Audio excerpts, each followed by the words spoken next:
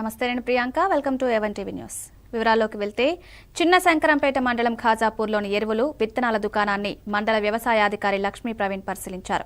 షాప్కు సంబంధించిన పలు రికార్డులను తనిఖీ చేశారు. అనంతరం ఆయన మాట్లాడుతూ రైతులు ఎరువులు విత్తనాలు కొనుగోలు చేసిన సమయంలో తప్పనిసరిగా బిల్లులు పొందాలని, వ్యాపారస్తులు సైతం రైతులు కొనుగోలు చేసే సమయంలో ఆధార్ కార్డు ద్వారానే ఈ పాస్ మిషన్లో డేటా ఎంట్రీ చేయాలని అన్నారు. ఎవరైనా నకిలీ విత్తనాలు ఎరువులు అమ్మితే శాఖాపరమైన చర్యలు తప్పవని హెచ్చరించారు.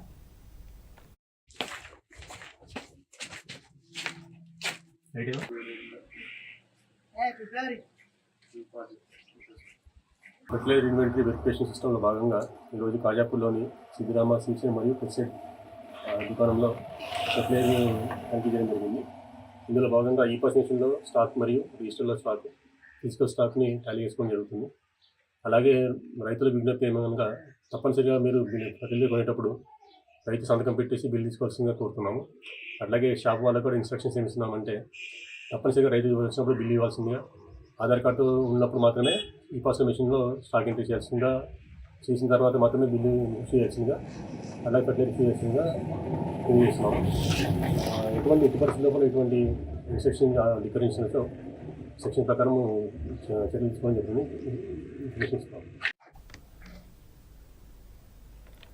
గుర్రంకొండ మండలం పేరంపల్లకు చెందిన యువతిని మదనపల్లె అమ్మచెరువు మిట్టకు చెందిన తన ప్రియుడు గణేష్ శుక్రవారం ఉదయం యాసిడ్ పోసి కత్తితో దాడి చేసిన విషయం తెలిసిందే. ఈ ఘటనపై SP Vidyasagar Naidu, additional SP Venkatadri మదనపల్లెకు చేరుకున్నారు.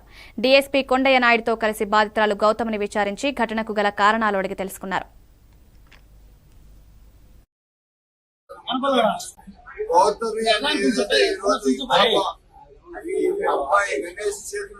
అమ్మచెరువుపేటకు సంబంధించిన గణేష్ చేతిలో బాధితురాలుగా ఆమె పైన అటాక్ చేయడం జరిగింది. ఇది వాస్తవం ఏమంటే బాధ్యతగా తల్లిదండ్రులు చెప్పిన మాట ప్రకారం పెళ్లికి ఆ పాప సిద్ధమైతే ఈ అబ్బాయి గణేష్ తెల్లవారి ఈరోజు 6 గంటలకు వాళ్ళ ఊరికి వెళ్ళి అక్కడ ఆ పాప పైన బలవంతంగా అటాక్ చేసి యాసిడ్ తాగమన్నాడు. ఆ పాప యాసిడ్ తాగని చెప్పిన క్షణంలో కత్తితో పొడిచాడు. కత్తితో చాలా చోట్ల చెవు దగ్గర, గుర్తు దగ్గర అన్ని చాలా చోట్ల ఆ పాప పైన అటాక్ జరగడం జరిగింది. ఇప్పుడు డాక్టర్ అడ్వైస్ ప్రకారం ఆ పాప కొద్దిగా స్టెబుల్ గా ఉంది. కాకపోతే ఏదైతే గుర్తులో కొద్దిగా యాసిడ్ పోయిందో ఆ యాసిడ్ వచ్చింది. శ్రీ సత్యసాయి జిల్లా రొద్దం మండల కేంద్రంలోని మండల పరిషత్ ఆఫీసులో ఉమ్మడి ఏపీ తొలి సీఎం బహుముఖ ప్రజ్ఞాశాలి, దేశం గర్వించదగ్గ మహనీయుడు దామోదర్ సంజీవయ్య జయంతి సందర్భంగా మండల అభివృద్ధి అధికారి రామ్ కుమార్, ఈఓపీఆర్డీ గోవిందప్ప, మాజీ ఎంపీపీ యు నర్సింలు, మాజీ సింగిల్ విండో అధ్యక్షులు టైలర్ ఆంజనేయులు, పంచాయతీ కార్యదర్శులు, ఉపాధి హామీ సిబ్బంది పాల్గొని ఘనంగా జయంతి నివాళులర్పించారు.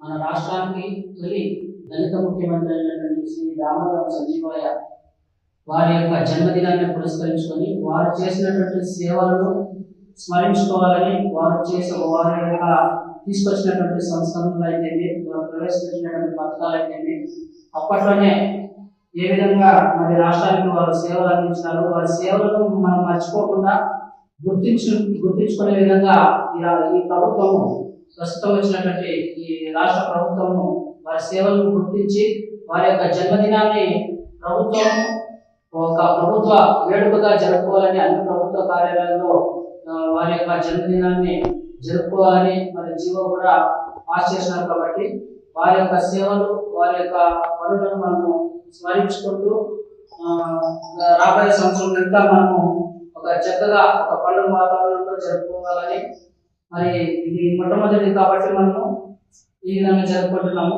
రాబోయే సంవత్సరాల్లో మనమందరం కలిసి ఒక పండుగ మాదిరి జరుపుకొని వారి యొక్క చిత్తూరు జిల్లా కుప్పం మున్సిపాలిటీ రాజుకాల్వ పరిధిలో ఆక్రమణలు ఉంటే చర్యలు తప్పవని మున్సిపల్ అధికారులు హెచ్చరించారు. కుప్పం మున్సిపల్ పరిధిలోని పలు ప్రాంతాలను మున్సిపల్ టౌన్ ప్లానింగ్ అధికారులు, సిబ్బంది పలు ప్రాంతాల్లో పర్యటిస్తూ ఎక్కడైనా ఆక్రమణలు చోటు చేసుకుంటాయా అని క్షేత్రస్థాయి పర్యటన నిర్వహించారు. 19వ వార్డు నుంచి పలు ప్రాంతాలు సందర్శించిన అనంతరం కొన్ని ప్రాంతాల్లో లేఅవుట్లలో అక్రమాలకు గురైన కాల్వలను జేసీబీల ద్వారా తీయించారు.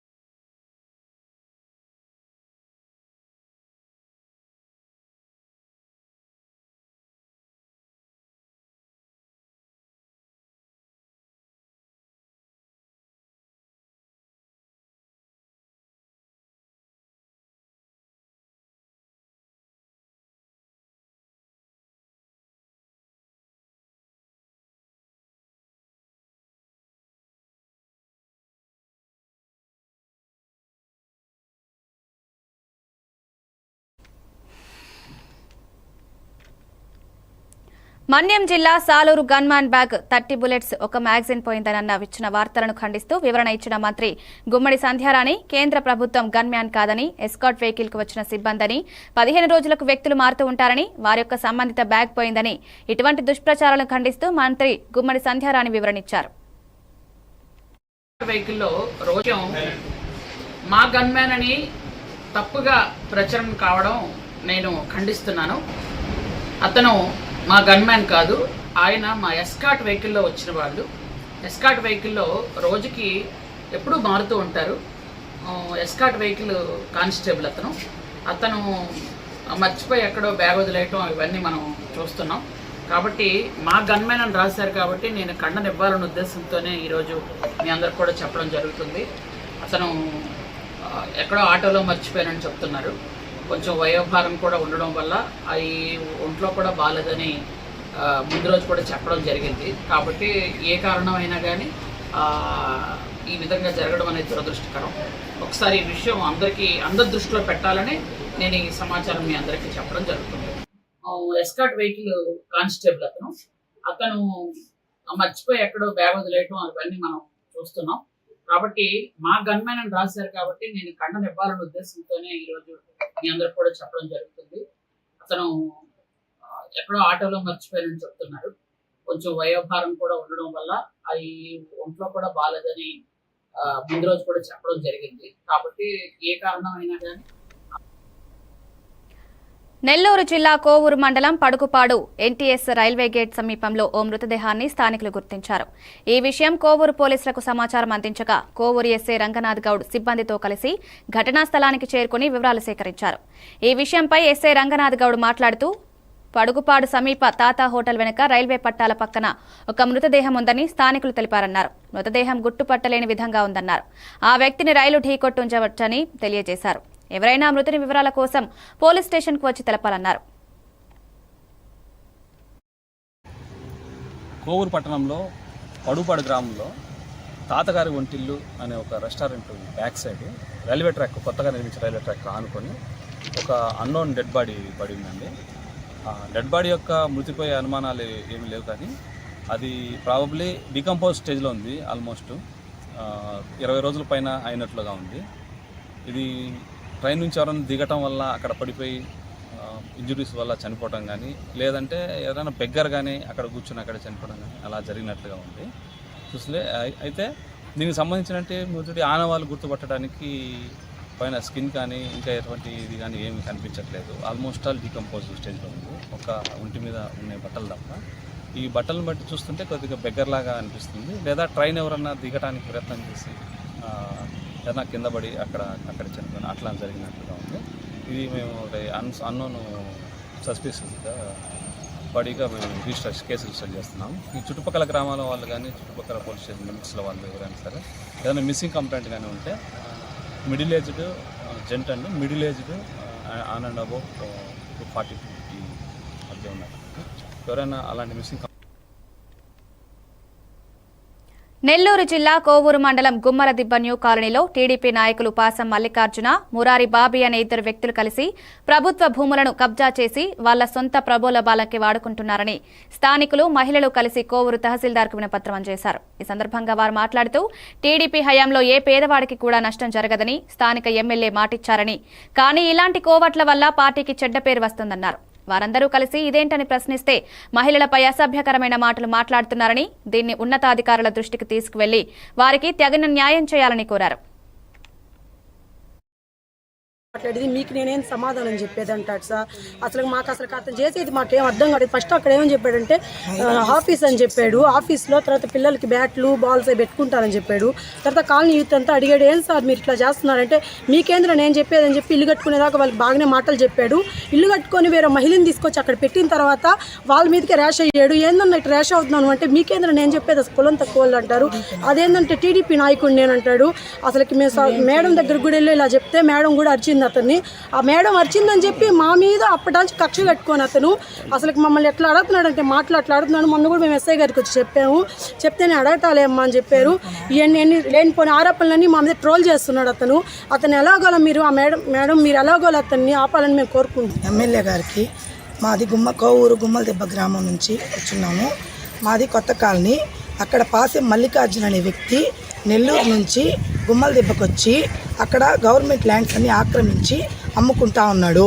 దానికి సంబంధించి మహిళలు ఇదేం న్యాయం అని అడిగిన దానికి మహిళల పట్ల అసభ్యకరమైన మాటలు, అసభ్యకరమైన ప్రచారాలు చేస్తున్నాడు. అక్కడ ఆల్రెడీ చాలా ప్లాట్లు ఆక్రమించి అమ్ముకున్నాడు. వాళ్ళు కేసులు పెట్టారు. ఆల్రెడీ ఎస్ఐ గారి దగ్గరికి తీసుకెళ్లారు. ఆ కేసులు జరుగుతూ ఉన్నాయి, మా డబ్బులు మాకు ఇవ్వండి అని.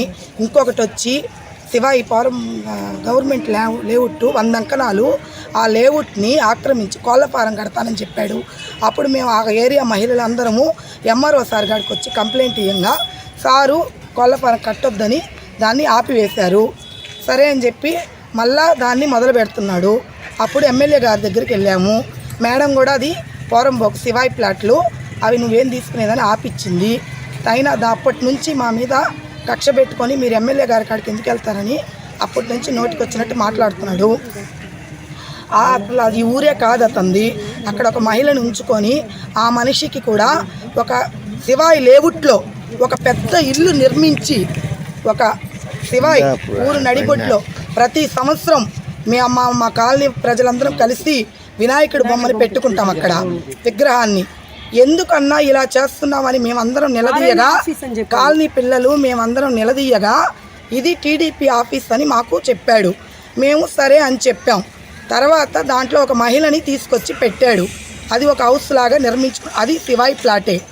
అది కనీసం ఒక 40 అంకణాల ప్లేస్లో కట్టాడు ఇల్లు. దయచేసి అతని అక్రమాలని, అన్యాయాల్ని మురారి బాబీ, పాసెం మల్లికార్జున అనే వ్యక్తులు వాళ్ళ అరాచకాన్ని కలెక్టర్ దగ్గరికి, మన మేడం దగ్గరికి తీసుకెళ్ళి మాకు న్యాయం జరగాలని కోరుకుంటున్నాం. అంబేద్కర్ కోనసీమ జిల్లా అమలాపురం మాజీ ఎంపీ జీవి హర్షకుమార్ తనయుడు శ్రీరాజ్ విలేకరుల సమావేశం ఏర్పాటు చేశారు.